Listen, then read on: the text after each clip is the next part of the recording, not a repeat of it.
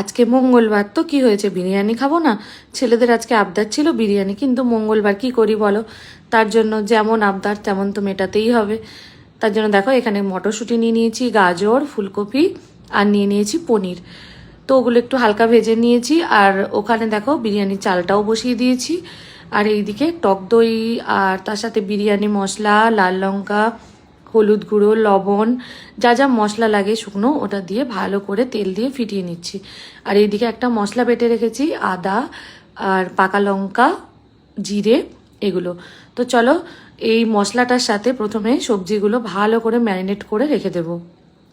তারপর ওইদিকে কড়াইয়ের মধ্যে ঘি দিয়ে, যে ঘি আর সামান্য তেল দিয়েছি, সাদা তেল, ওটা দিয়ে ভালো করে এই মশলাটা কষিয়ে নেব। বাটা মশলাটা কষানো হয়ে গেছে। তারপরে এই যে ম্যারিনেট করা যেগুলো সবজিগুলো ছিল ওটা দিয়ে ভালো করে কষাতে হবে।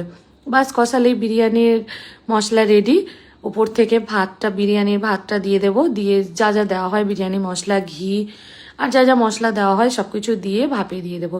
বাস তাহলেই কমপ্লিট ভেজ বিরিয়ানি। কিন্তু খেতে খুব টেস্টি হয় আর খুব তাড়াতাড়িও হয়ে যায় ঝামেলা ছাড়াই। তো চলো, এই যে আমার ভাপে দেওয়াও হয়ে গেছে। এবারে চলো ভাপটা তুলে ছেলেকে খেতে দিয়ে দিই, দেখি কেমন হয়েছে। চলো তাহলে আজ এই পর্যন্তই।